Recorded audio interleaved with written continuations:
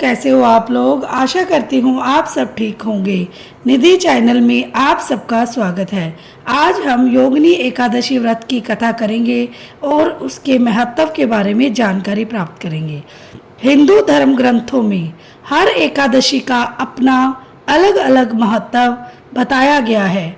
इन्हीं अलग अलग विशेषताओं के कारण इन्हें अलग अलग नामों से पुकारा जाता है। प्रत्येक वर्ष में 24 एकादशियां होती है। मल मास की एकादशियों को मिलाकर इनकी एक संख्या 26 हो जाती है।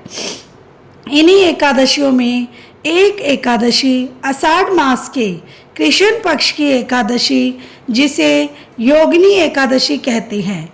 योगिनी एकादशी का उपवास रखने से समस्त पापों का नाश होता है तथा इस लोक में भोग और परलोक मुक्ति की मिलती है। योगिनी एकादशी व्रत कथा महाभारत काल की बात है कि एक बार धर्मराज युधिष्ठिर ने भगवान श्री कृष्ण से कहा, हे त्रिलोकीनाथ, मैंने ज्येष्ठ मास के शुक्ल पक्ष की निर्जला एकादशी की कथा सुनी।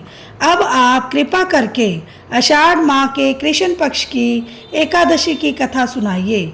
इस एकादशी का नाम तथा महात्म्य क्या है सो अब मुझे विस्तार पूर्वक बताएं।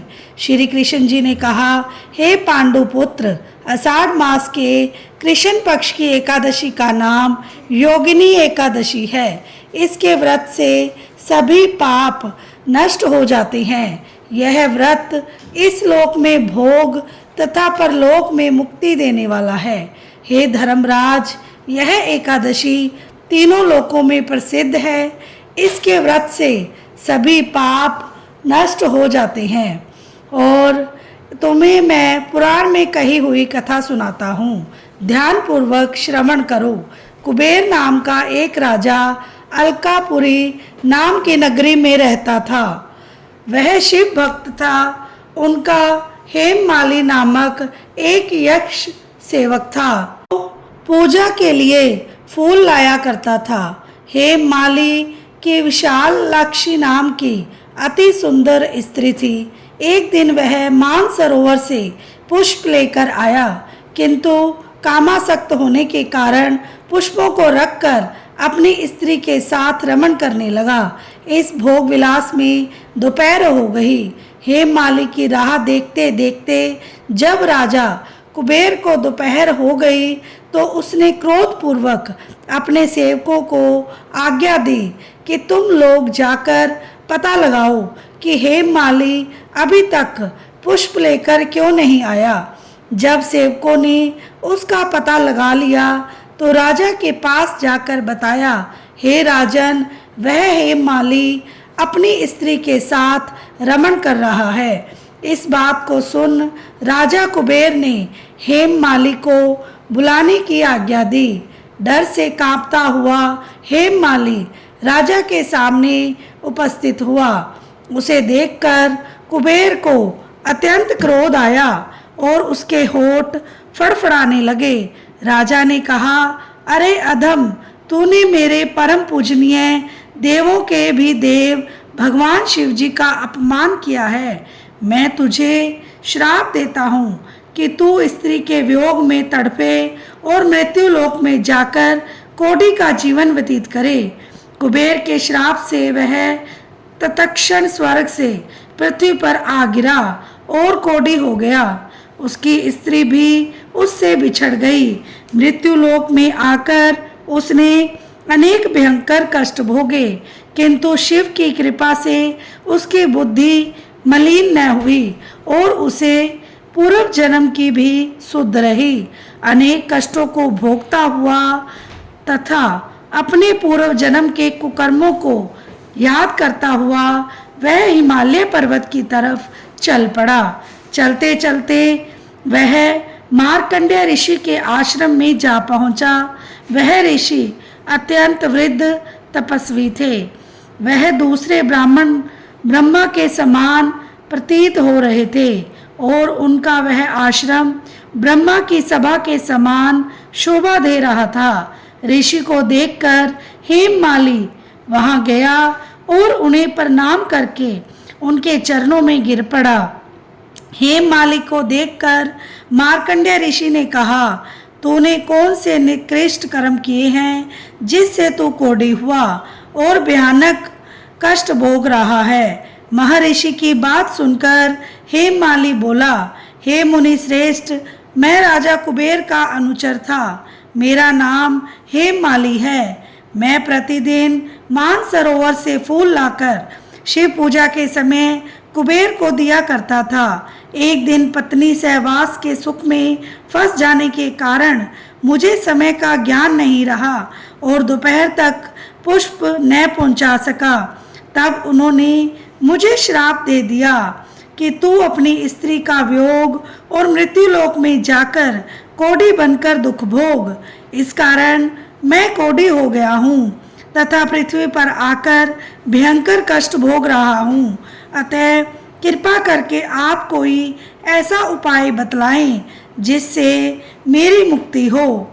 मार्कंडेय ऋषि ने कहा, हे हेममाली, तूने मेरे सम्मुख सत्य वचन कहे हैं, इसीलिए मैं तेरे उद्धार के लिए एक व्रत बताता हूँ। यदि तू आषाढ़ मास के कृष्ण पक्ष की योगिनी एक नामक एकादशी का विधान पूर्वक व्रत करेगा तो तेरे सभी पाप नष्ट हो जाएंगे। महर्षि के वचन सुन हेममाली अति प्रसन्न हुआ और उनके वचनों के अनुसार योगिनी एकादशी का विधान पूर्वक व्रत करने लगा। इस व्रत के प्रभाव से अपने पुराने स्वरूप में आ गया और अपनी स्त्री के साथ सुख पूर्वक रहने लगा। भगवान श्री कृष्ण जी ने कहा, हे राजन, इस योगिनी एकादशी की कथा का फल 88,000 ब्राह्मणों को भोजन कराने के बराबर है। इसके व्रत से सभी पाप नष्ट हो जाते हैं और जो प्राणी यह व्रत करता है वह स्वर्ग का अधिकारी होता है। और आशा करती हूँ आपको कथा पसंद आई होगी। कथा के अंत में हमें कीर्तन अवश्य करना चाहिए। आप भी मेरे साथ साथ कीर्तन कीजिए। श्रीमन नारायण नारायण नारायण, भजमन नारायण नारायण नारायण, जपमन नारायण नारायण नारायण, लक्ष्मी नारायण नारायण नारायण, श्रीमन नारायण नारायण नारायण, जपमन नारायण नारायण नारायण, भजमन नारायण नारायण नारायण, लक्ष्मी नारायण नारायण नारायण, श्रीमन नारायण नारायण नारायण, भजमन नारायण नारायण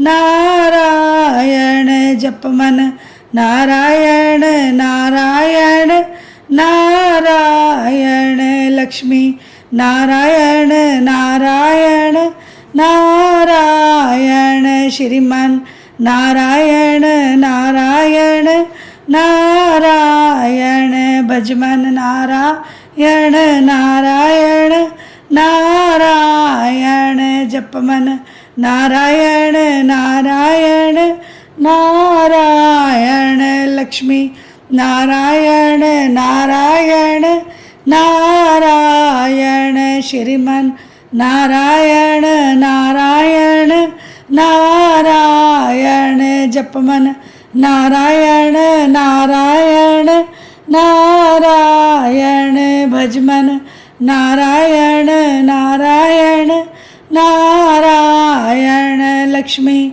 नारायण नारायण नारायण। बोलो लक्ष्मी नारायण भगवान की जय हो। एकादशी कथा की जय हो। वीडियो को लाइक, चैनल को सब्सक्राइब करना ना भूलें। जो भी चैनल पे नहीं है बेल आइकन को ज़रूर प्रेस करें ताकि मेरी वीडियो की नोटिफिकेशन सबसे पहले आपके पास पहुंचे। मिलते हैं नेक्स्ट वीडियो में। राधे राधे।